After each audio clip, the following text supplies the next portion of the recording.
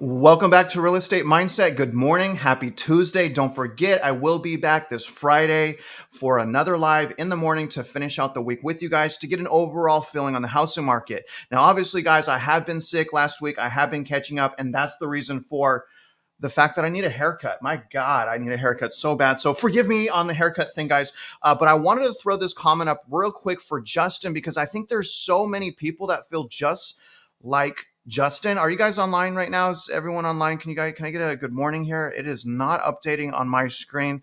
So I think I'm online. Just say hi if you guys can see me talk, if you don't mind. Good morning, Nikki, Trey. There's my man, Don't Move. Okay, Millennial. Good morning. Good morning. Just let me know that I'm online, guys, because for some reason on my program here, it's not showing that I am live. So if you can, just put I'm live. If you can put it in the comment section, just put live in the comment section. But anyways, guys, I wanted to start with that comment that I put up there. Let me throw that up there just one more time. Again, okay, there we go. Okay, now I know for sure that I'm live. Anyways, I can't, where the heck did the comment go that I just had up here? Dang it. Anyways, I had a good comment from my man Justin, and he was basically saying that he wants to win, that patience sucks. And I'm going to tell you guys, right now, and this is to you, Justin, the thing is if you are waiting on the sideline, what really matters is how you're waiting. Right? Are you waiting with a purpose? Are you increasing your purchasing power? Are you understanding your local housing market? If you're doing those things, then you're doing everything right. And I just wanted to say, Justin, yes, patience does suck, or else people wouldn't keep talking about it. There would be no patience is a virtue saying. Obviously, guys, no one has said live yet. Why aren't you guys typing in live? Someone say live.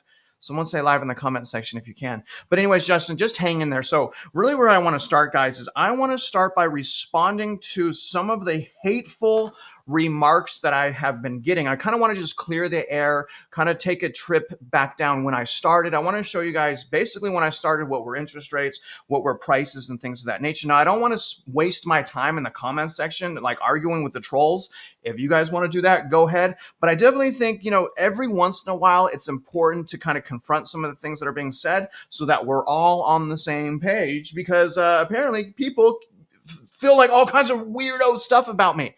So where I want to start, again, we'll be fast on this, guys, but let me show you when I first started YouTube, because one of the comments that I get is like, Travis, you've been saying this since 2020. You've been saying this since 2021. The reality is, guys, I haven't even been doing this 2 years. I'm close to 2 years, but take a look at this. If you guys ever want to know how a content creator is doing on YouTube, just come to Social Blade, okay? So again, socialblade.com. Just put the YouTuber's channel in here, and I'm just going to show you like when they started, how they're doing. And guys, I got to give you a quick shout out because this month of February, it's probably going to be one of my best months. So that's a result of two things. Number one, as a content creator, just giving you guys so much different content that you guys want to see. And then also it's a result of you. I'm not going to make videos if people aren't going to watch them, but I just want to give you guys a huge shout out. Thank you. My channel is doing great. Now you guys can see I got burnt out right here. You guys see it kind of dropped off right there. I got burnt out from May to about December. I'm a new content creator. This is new for me. I kind of put my guard down. I let kind of those negative comments affect me. I kind of pulled away, felt trapped. So I got burnt out a lot, but look, we got the numbers back up. It says I'm down 15%, but I was gone for 2 weeks. So anyways, guys, but let me show you when I started real quick. So you guys can see right here that I basically started in March, kind of just right at the end of February. You can see that right there. Here's February. And then once March came is kind of really when I first started, even though no one was really listening to me. So again, I haven't even been doing this for 2 years. I haven't been doing this 2 years. What are these maniacs talking about? I don't know if they're confusing me with someone else. Now, I want to talk about this comment I've been getting a lot as well. They're like, Travis, if people listen to you, they missed out on the 3% rates. They missed out on the opportunity of their lifetime. Well, I'm going to show you what rates were, but let's remember,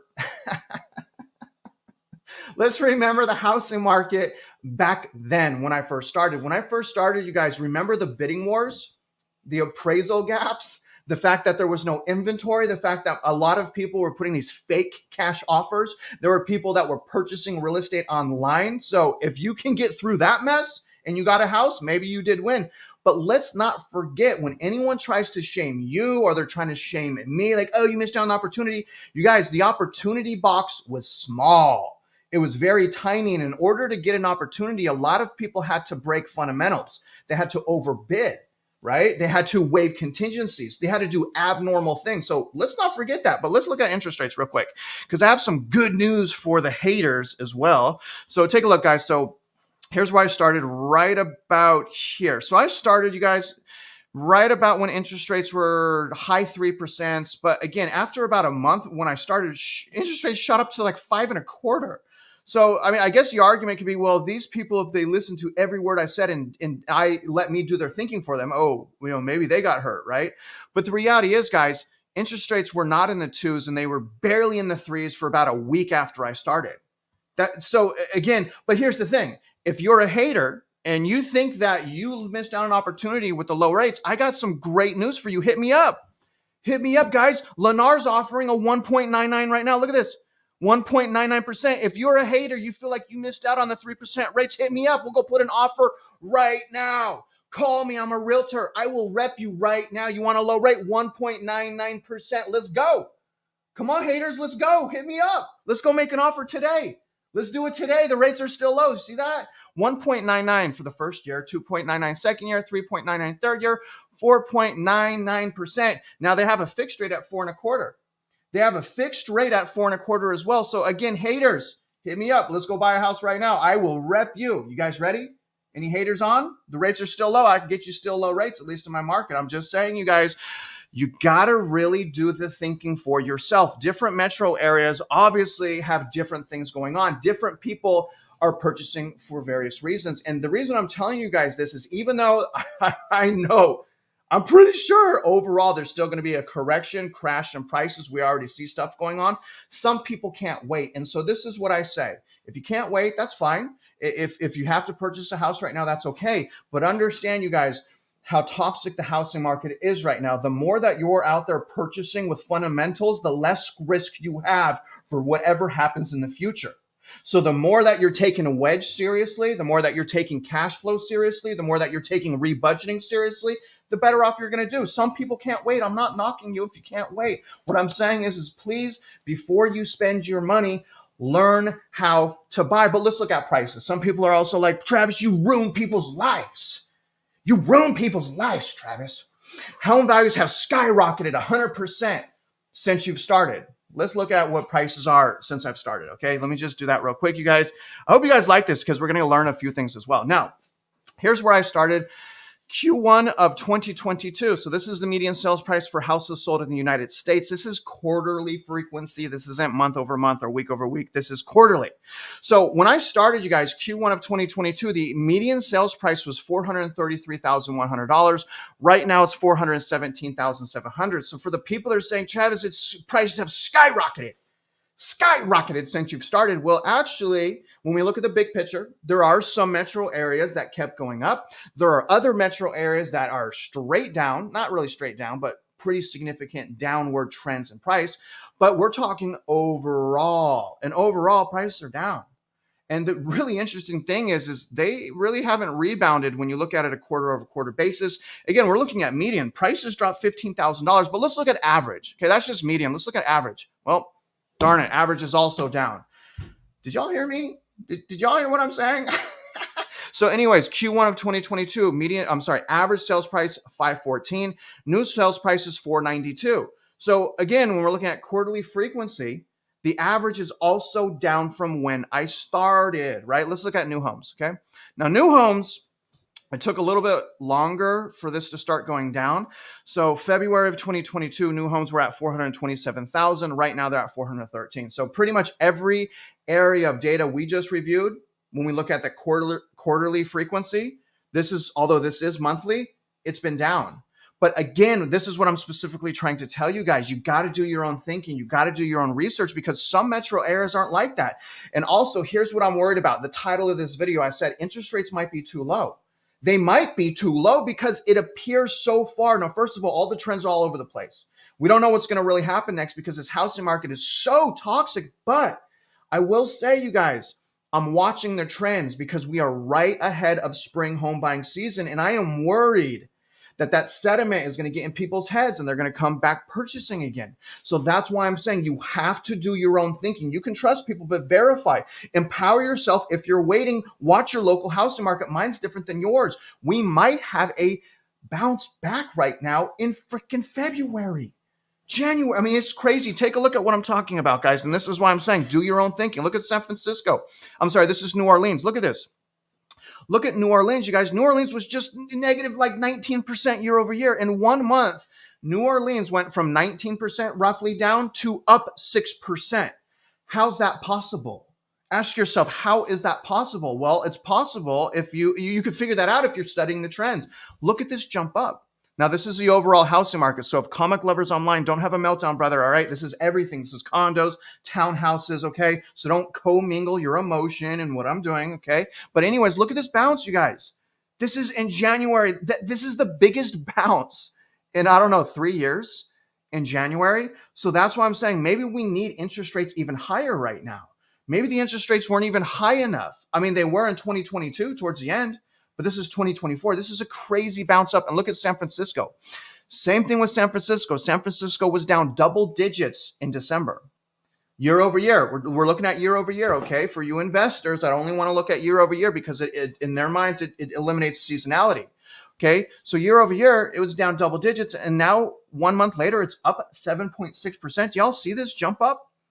This is an out of normal jump up. This is bucking seasonality because remember, normally it starts in spring. So what I believe is happening is as a result of all those low rates and all that money printing, it pulled the buying demand forward. So many people are like, okay, now I'm going to buy. This is the best time to buy. It's the winter. It's the winter. What's really going to be interesting, guys, is what happens this spring when it comes to listings. That is what we need. So just keep your eyes on that. That's all I'm saying. Okay. Keep your eyes on that. Every market's different. Now, I also have people saying, what are you talking about? You're just a doomer. There's no bubble. There's no bubble trap. So let's not look at this here. Let's not look at this, okay? Let's look at something else, okay? Well, there's no bubble, right? There's no bubble. Are you guys here? Oh, first of all, one more thing. The prices went down just because of seasonality. This is all just seasonality. This is the Case-Shiller. By the way, you guys, house values are starting to go down again. Case-Shiller, the problem is it's not looking at the whole picture. It's very, very lagging. I don't really like to use Case-Shiller, but I'm using it in this situation because I wanted to bring your attention to basically June to July of 2022, which is when we had deflation. We had one of the fastest equity declines since the GFC. It was actually faster than the GFC, but look at that rebound. But the reason I'm showing you guys this is because prices of houses do go down.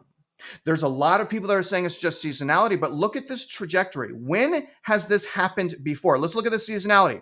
When have we had that type of decline? Look at this is Case-Shiller. We have never had that type of seasonal decline. It's not seasonality. It's a toxic housing market. The only time we've had, pretty considerable decline, look at the GFC and also the Great Depression, also certain metro areas. But look at that. This is exceeding the GFC. The shocker was this.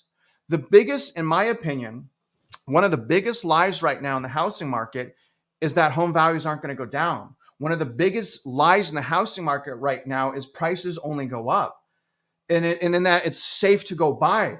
It's crazy to me, guys. But if people want to keep their heads in the sand, they can keep their heads in the sand. And then I get another one. Okay, Travis, you're just forcing people on the sidelines. You guys are going to miss out on the opportunity. You renters. Ha, ha, ha, you renters. Well, actually, I have some news for you. Well, first of all, here's the bubble. Okay. This is the bubble I'm talking about. When we put CPI over Case-Shiller, you guys see the bubble. There's the GFC bubble. Again, you see the CPI. That's the affordability of consumers, like wage growth. You ever hear of wage growth, right? It's super important. That keeps us kind of grounded to fundamentals, right? Can people afford what's going on right now? No. They can't afford what's going on right now. So you could see the bubble right there. But then I have people say, you guys, like, Travis, you're just keeping people on the sidelines. They're going to miss out on the opportunity. Blah, blah, blah, blah. You're just waiting to time the bottom of the market. I've never said we need to time the bottom of the market. What I said is we need to figure out how to find a great deal. And when we find a great deal, we need to go after it. And I put my money where my mouth is while all these other people are sucking their viewers dry because they want to sell them everything. I made this free home buying course. So if you are waiting, I have created a avenue for you to figure out how to buy in a toxic housing market. We have 1,163 families. I love you guys. Thank you for learning. I don't make money off of this. Think about if I would have charged $100. How much would I would have made over 10, what is it? Oh my God. How much money would I have made? I'd have made $100,000. You guys, I could have used that money. I have 4 children. I could have made $100,000 if I'd have just charged $100. Y'all hear? Y'all hear? But you guys, we have 1,163 people that are on the sideline that are learning how to buy. My God, to the haters. And look at this, okay? If you're wondering what's on there, what are we learning? Okay, this is my home buying course. Okay, we're learning about purchasing power. We're learning about credit. We're learning about income. We're learning about assets. We're learning about how mortgages work. We're learning about payment versus price. We're learning about the investor mindset. What are wedge basics? What is cash flow basics? What should you ask a seller for? You guys, we are winning. Even if it doesn't feel like it, when we lose, let me tell you the people that are losing, the people that give up hope. The people that are losing are the people that are giving up hope and they're spending money. They're still in credit card debt. They're no longer like planning on purchasing a house because they've given up. They think inflation is like it's never going to happen for them. That's what the market wants you to feel. If you feel that way, if you're resentful, if you're bitter, understand that, I know, okay, this is a little naive of me to say, but like tomorrow's a new day, but I'll say like next year's a new year because it takes so much longer. I mean, Justin just said he was struggling with patience. BRN, appreciate you, man. Appreciate you. Travis, I know you tell people not to send these, but I don't care. You're helping people stay sane in this insane world. God bless. BRN, I'm going to tell you something, man. You guys are the ones that help me be sane. I mean, think about in my position, BRN. I mean, I have gone through foreclosure, bankruptcy, repo. I was a professional during the great financial crisis. I see so many things that are happening right now that are even worse. And like media and society like makes me out to be the bad guy. Think of how that makes me feel, Baron, especially because I want to help people because I have legitimate empathy. I don't just want to make money. If I did, I would just charge $100 for my home buying course. But instead, again, I put my money where my mouth is. BRN, I really appreciate your support, brother. I appreciate all y'all's support. I see you, Comic. Nice to see you, man.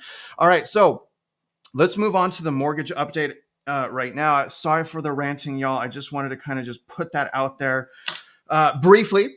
Didn't want to spend too much of my time. And what we're going to do is we're going to go into our mortgage update right now. This is some crazy stuff, starting with the 10-year. We track the 10-year.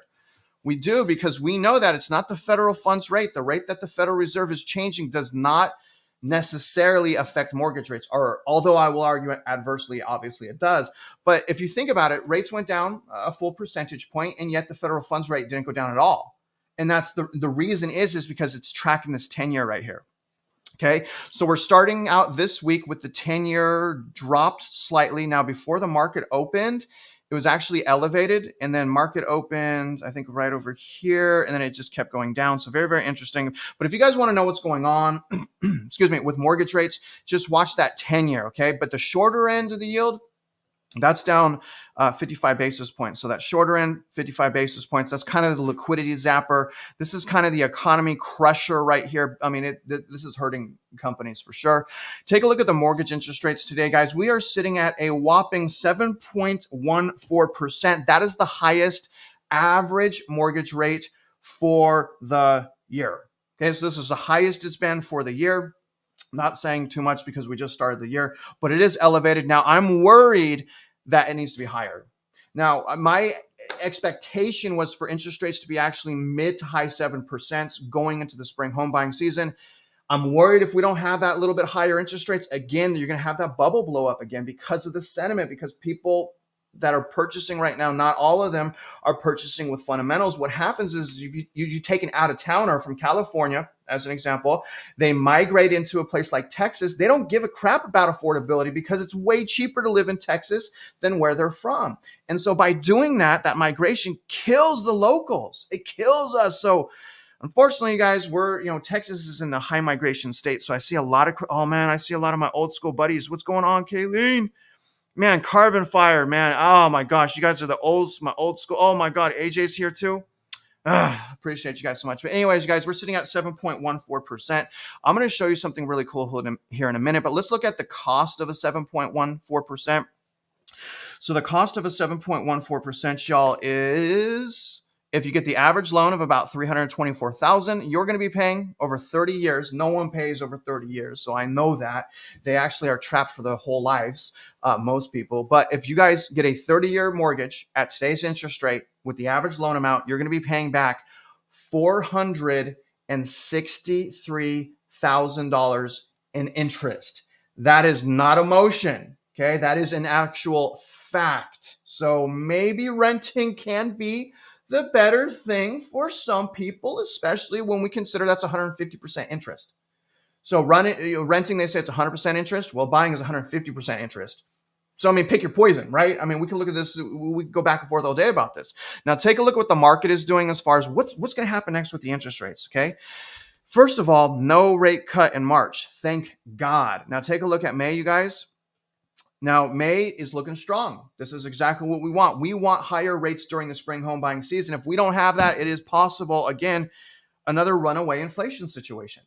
So keep your eyes on the data, but no rate cut, thank God. In May, there's only a 34%, maybe like a 36% chance of a rate cut. But let's go to the end of December so I can show you what the market is pricing in. All right. So the market is pricing in now 100 basis points. So the market's pricing in basically odds are 4 rate cuts. So the market's saying 4 rate cuts, total rate cuts, 100 basis points. So that could be 4 25 basis point rate cuts. All right. So that's what the market's saying. That's going to depend obviously on inflation.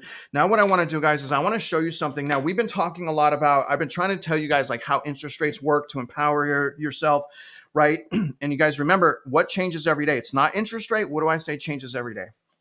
Okay. The pricing. Remember that?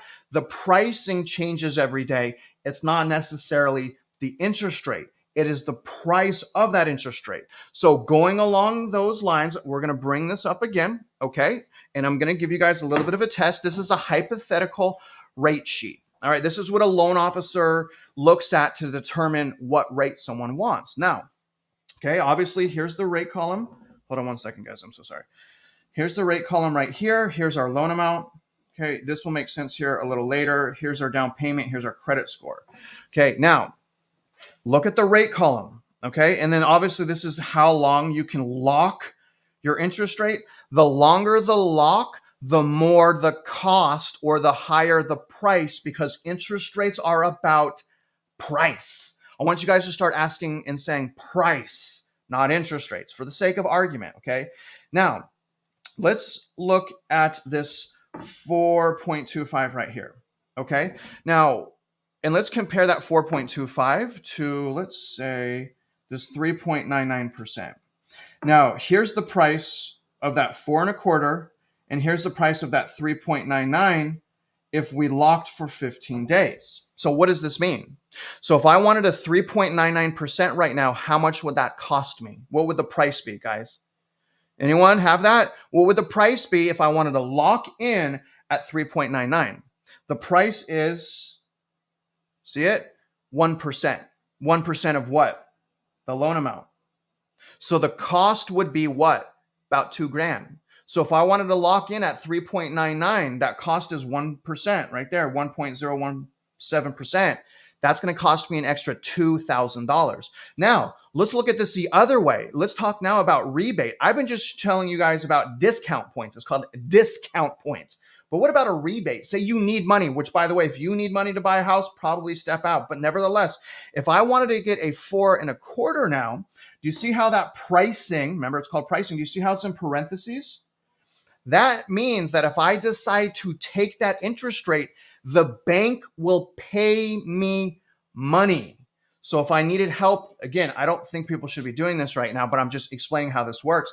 So if people want to get money and help for closing costs, they can take a slightly higher rate as long as they qualify based on debt to income ratio, and the bank pays the money. So if I took 4.25, how much money would the bank pay me?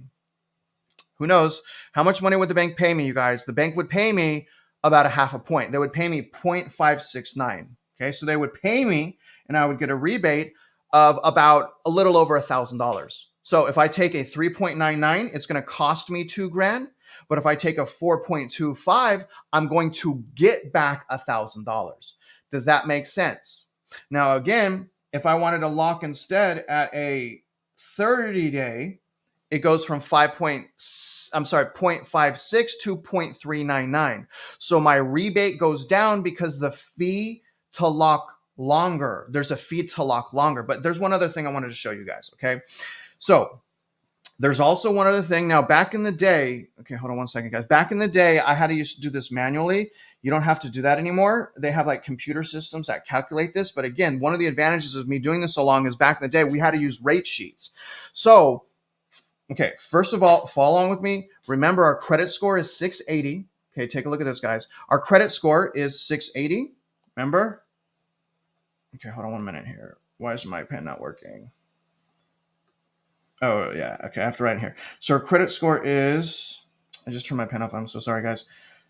Our credit score is 680. Okay, and our down payment is 20%. Okay, what you guys are looking at here is what's called an LLPA, or loan level pricing adjustment.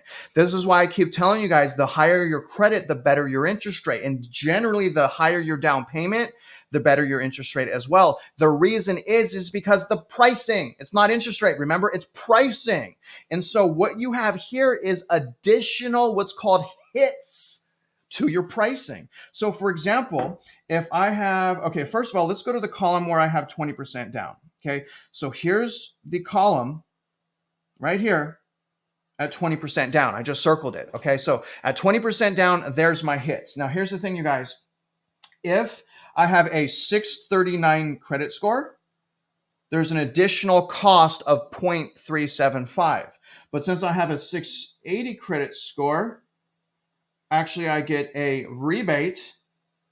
I'm sorry, I get, okay, this is interesting. It's not like this, but I forgot they did some changes to LLPAs. But here's what you're looking at. Okay, I mean, this, I'm not going to say that this is fair because it's not fair. Where are we at right now? All right. I mean, let's just look at this. Boom, boom, boom, boom, boom. This is messed up. Okay, so you actually get, okay, so you know how they, like, bad people, like people with lower credit now have like less costs. That's what you kind of see here. But that negative you see there is actually a reduction, okay, because of the new laws. So that means that if I have lower credit, I actually get help for pricing. If I have higher credit, you can see right there, I actually get a hit, the same hit as the 680. So this is kind of a crappy thing to show you guys. But either way, what I'm trying to show you guys is if I have a 20% down and I have a 680 credit score, remember, I have an additional price I have to pay. And that's called an LLPA. And that price, I circled it right there, it's 0.375. So this is what happens, you guys. So stay with me. Okay, we're going back here. Okay, so I would add plus 0.375. Okay, because that is an additional cost. So now, what do I know about this rate sheet? Now what I know is if I take this right here, I take this 3.99%. Remember, my cost is 1.017. Plus, and this is how this works, and I'll be done with this and I'll move on, plus the LLPA, see that right there, of 0.375, which means my total, more electronic now, but this is how you used to do it back in the day. So that means my total cost is right there. Y'all see what I'm, oh my God, you can't see it because my name's right there. Jeez, my gosh, right there. That's our total cost, 1.402. All right, so that's how I'm doing all of this. Watch the video again if that didn't make sense to you guys. Again, watch that again. But again, I'm doing this so you guys understand how it works, so you can talk to a loan officer when you're ready to lock in your rate. So remember, you guys, price, okay? And you get hit for like low credit, low down payment. But I want you guys to be able to look at one of those pricing sheets that I showed you, again, like this right here. Okay, I want you to be able to look at that and understand what it's saying. Not necessarily on the right, I'm sorry, on the left side, but in the middle. Again, I want you guys to be able to look at something like that and say, oh, I can get a rebate, or oh, if I pay a little bit more, I get this rate, and this is how much my payment goes down. Do you guys see what I'm saying? Does that make sense to you? I hope it does, because that's like one of the big things a loan officer does right there.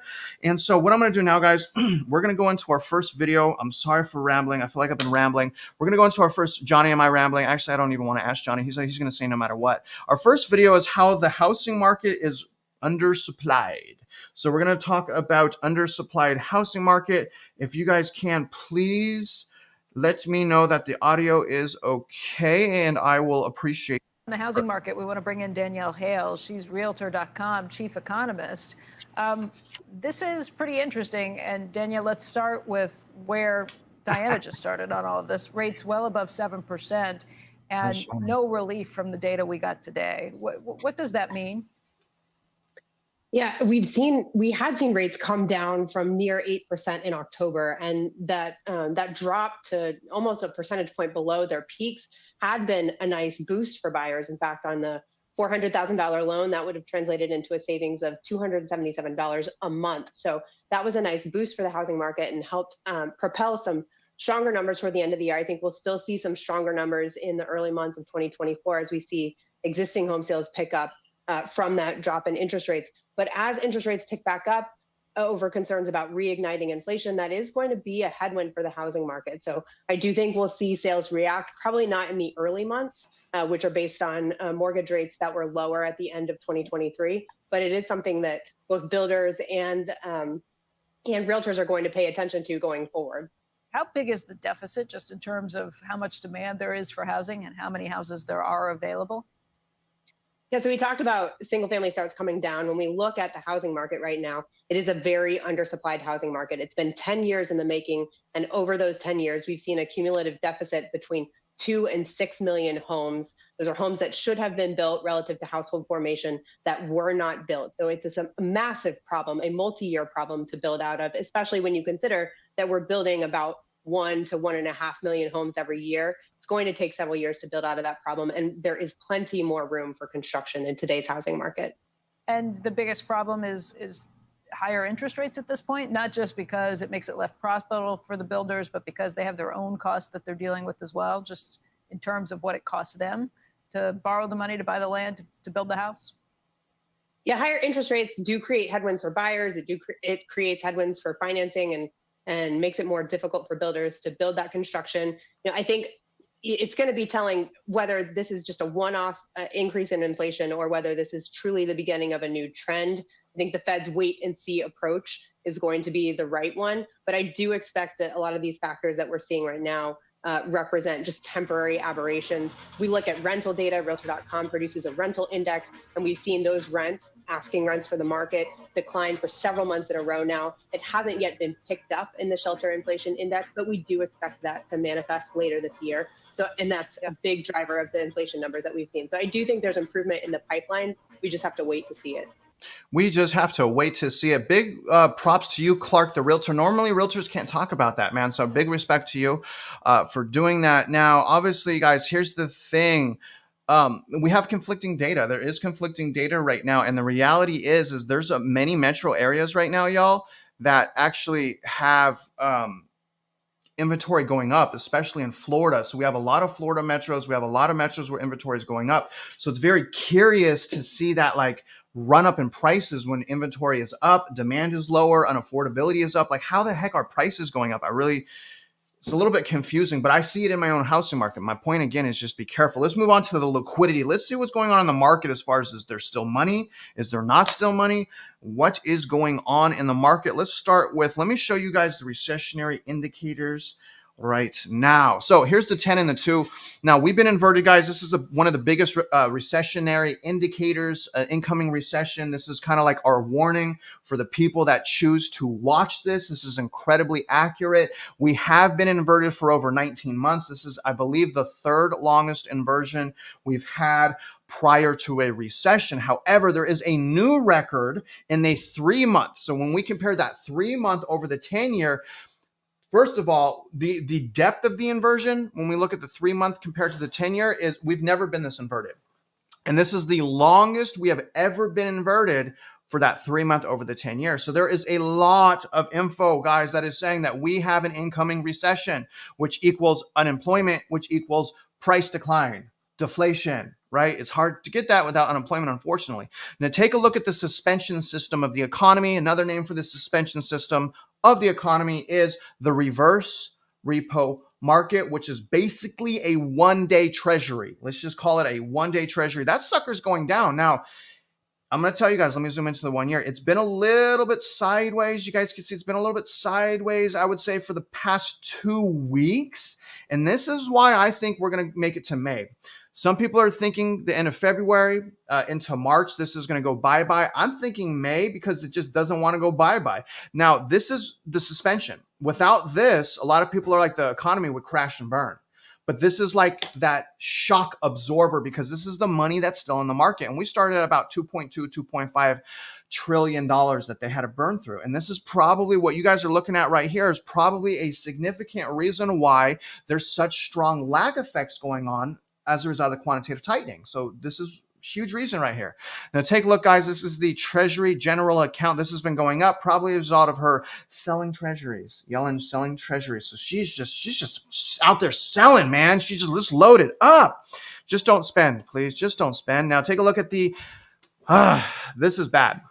This is the mortgage-backed securities. This is one of the primary reasons we had such low rates because they were purchasing mortgage-backed securities from lenders, and therefore lenders could lower the interest rates because there's someone that's going to buy that from them, give them more money. So technically, this is quantitative tightening right here. This is quantitative easing, and this is quantitative tightening. You guys can see the quantitative easing. My God. I mean, we see the easing, but the tightening is super slow. They're really not selling these, unfortunately. They're letting them roll off. They roll off because either someone refinances or sells their house. The good thing is it appears they're not purchasing mortgage-backed securities. Very interesting. Take a look at the M2 money supply. This is something I've been keeping my eyes on. This is probably, again, this is what I'm worried about. This is potentially can lead to like the increased inflation, runaway inflation, stock market rally, things like that, because the money supply in the US is going up. And it has actually been going up since October, but it was going down from about April of 2022 for the first time since the Great Depression. So we've been losing money supply for the first time since the Great Depression. Think about that. That's so crazy if you think about what's going on right now, but that has been going up. Keep your eyes on that. Obviously, if a recession hits, that's probably, honestly, guys, that's probably going to go down. Let's go into our last video. Our last video is from the Atlanta Fed President Baltic. He's a voting member, and he's going to go into basically the recent inflation reports and the fact that the Fed still has work to do. And if they just lowered interest rates right now, that we probably have runaway inflation. So this is going to be our ending video right here. Let me go ahead and bookmark this for you all. And if you don't mind, please let me know that the audio is okay. Let's talk more about the data and what it's telling us. Joining us here on set is Raphael Bostic, the president of the Atlanta Fed. He is a voter on the Fed this year. It's good to have you here. Good morning. It's good to see you. Good morning, especially at post 9. So PPI comes in a little bit hotter, on top of CPI a little bit hotter. How surprised were you about these numbers? Well, I was a little surprised, but not in a big way. Look, I think we've seen a lot of progress in terms of inflation. I'm expecting that through the course of 2024, it'll be a little bumpy. I think the trend will continue, but the path all the way to 2%, I don't think we're going to get to that number immediately. So these sorts of numbers, they're kind of okay, and I can live with it. And to me, it just says we just have to be patient and let's not get too far ahead in assuming that the job is done because there's still work to do. I guess the fear would be that there's some signals around the economy overheating. Again, acceleration toward the end of last year and into this year. Higher inflation numbers, higher inflation expectations in today's University of Michigan sentiment report. How do we determine that that's not happening? Well, we have to talk to people and we just have to see where things go. You know, one of the things that we do in Atlanta is we try to get out and get a sense of things in real time. Talk to business leaders, talk to CFOs, talk to families to get a sense of how they're feeling about the economy. What we're hearing right now is that people are feeling all right, that we've gotten through a lot of the hard stuff. The pandemic seems to be receding from people's minds. And so that means that we're going to just take time to get back to normal. This is really just let time play out, let people get a new equilibrium. Be patient. And I think be patient. when that happens, we'll be fine. So you're pretty confident that the disinflationary trend to 2% is intact? Today, that's what I think. But, you know, I was saying to people yesterday in some remarks, I'm grateful that how far we've come, but we have to stay vigilant because there is a lot of risk and uncertainty that's still in the economy. And we just have to monitor those things and make sure we understand how that plays out. So how will you know when to start cutting?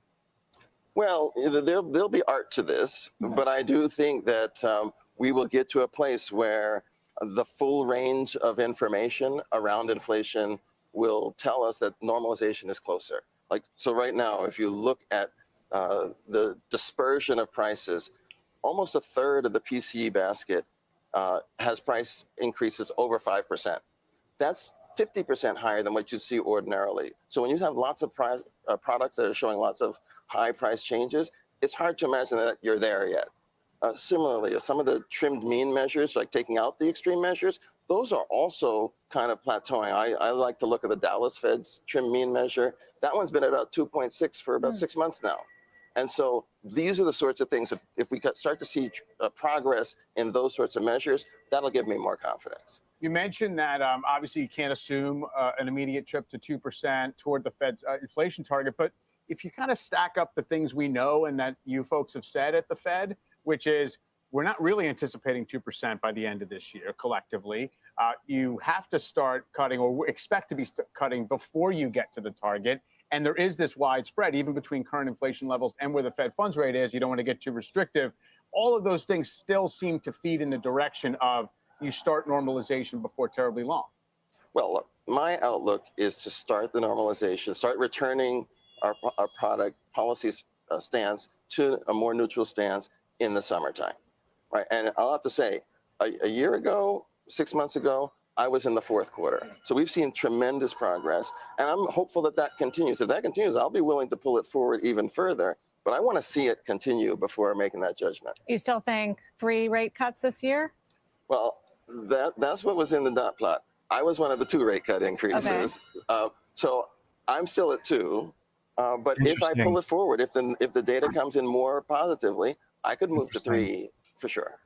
What about the economy right now? Because we're also getting mixed signals. We had a worse than expected report on retail sales. What's your sense of what's happening with growth in the consumer?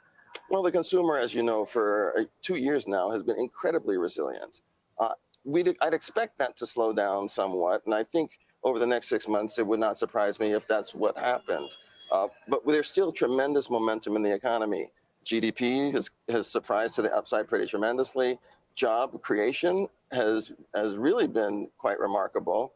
And there's evidence to suggest that productivity of the American worker has improved as well and been up. Those things all augur good signs and tell me that we can afford to be patient in terms of our policy. We don't have to make judgments so immediately. Let's make sure that we know what we know and then make judgments based.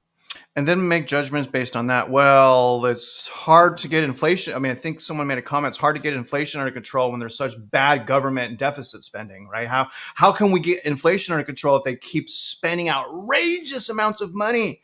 How can we do that? It's like they're counteracting each other. But big shout out to you, Night Cry. Let me do our Q&As real quick. I want to throw up some comments, some really good comments, some talking points here. But big shout out to you, Night Cry. Everyone remember, humanity has endured many catastrophic events. We will go on. Love your family and friends and your relationships in life. I think that's so important, man. If you guys are ever like resentful or bitter, think of someone else. That's what I used to do.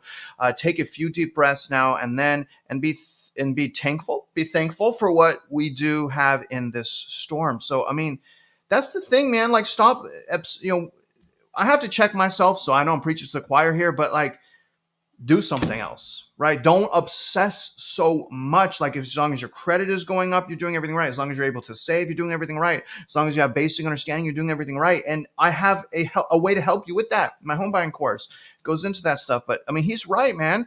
Attitude, mindset, vital, good work, man. Real quick, this is from Don't Move to Texas. Now, this is important. Listen, guys, fix your front end DTI as well. Peeps lose much buying power just as you pay more with interest with bad credit. So front end DTI is your income compared to your mortgage. The back end DTI is your income compared to your debt plus your mortgage. So again, front end DTI is only mortgage versus income. And the way that you fix your front end DTI, because remember, Don't Move, it doesn't count your debt. your back end DTI is your debt. Front end DTI, a lot of times the only way you guys can increase that front end DTI is make more money. So either you make more money or you have higher credit, so you have a lower interest rate, making it a lower payment. But the best way to increase your DTI, you got to make more money.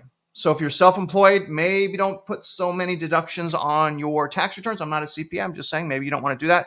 Next comment here from Justin. Okay, yes. So Justin, I read his comment to begin this with. I'm waiting with a purpose. Good, man. Saving every penny. Tax returns. He's saving his annual bonus. Good. Investing my cash in CDs and T-bills. Good, man. While watching markets, I'd buy in just about daily. So the thing is, Justin, like, you're doing everything right. And remember what I've told you, and I've told you guys this from the very beginning. I'm looking to buy a house every day, but I will not settle.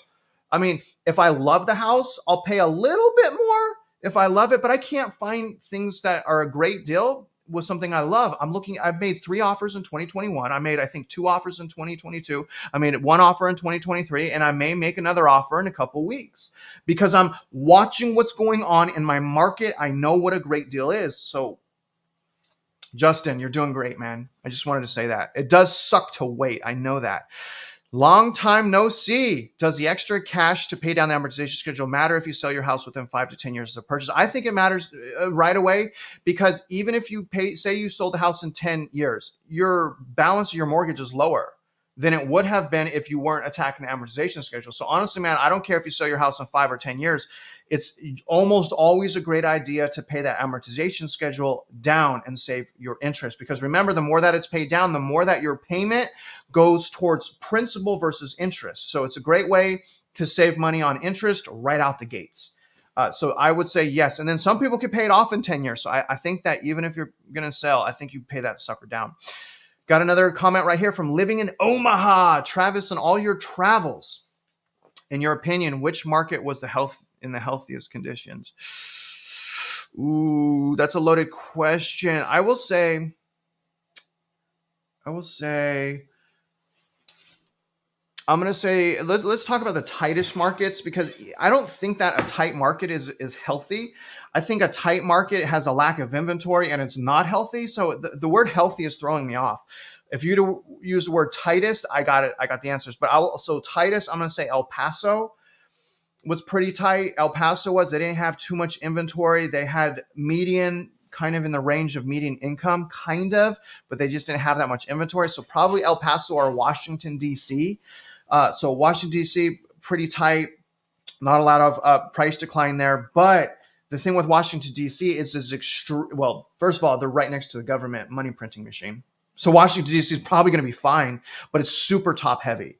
And then because it's so top heavy and so unaffordable, I wouldn't call that healthy. I would call a healthy market something that's balanced for both buyers and sellers. But as far as like tightness, definitely Washington, D.C., definitely El Paso were the tightest. Now, from Scott, Danielle DiMartino Booth said that possibly recession started in October 2023. Scott, the thing is, it's hard to know that because they keep revising the data. When they stop revising the data, maybe it will turn out to be that way. I don't think we hit recession in October of 2023 because, again, we got other things that it appears we didn't hit it, like the M2 money supply going up at that exact same time. It's possible, though, because of the revisions, but it's hard for me to imagine that we started Q4 of last year, especially being that we have a bounce back right now and like a little bit runaway inflation, because we need 2 consecutive quarters for recession. So that would mean that Q1 of 2024 would also have to be negative GDP. But I don't think so. It's possible for sure because they keep changing the data and messing with the data. Again, man, we went over that. Good job, man. So I think that is going to do it, y'all. I think that's going to do it. I really appreciate you guys. Everything's going to be time-stamped. If you guys want to talk a little bit more, go to our Discord group. We have a community. Trey, Megan, everyone's there. Johnny's there. Don't Move is there. Christy's there. A lot of people are there. So if you guys want to talk more after the video, free, there's no cost to join Discord. Usually we just kind of let me tell you what Discord is. It's basically a community. A lot of people send stats and new articles, talk about their home buying process. I think 3 or 4 people have purchased a house in our Discord group. And it's also an area where I get to cry and vent my insecurities. So thank you for being there so that I can cry to someone. Thank you, Discord community. I really appreciate you guys. Just trying to get you guys to laugh. I will be back Friday. Don't forget to join the live stream on Friday, you guys. I love you. Think about other people. You guys are doing great. You are important, and so is your decision to purchase real estate. It is vital. So treat it like it's vital, all right? I appreciate you guys. I am going through the struggles with you. You are not alone. And other than that, if you're out there investing in real estate, you guys already know I wish you luck, and I hope you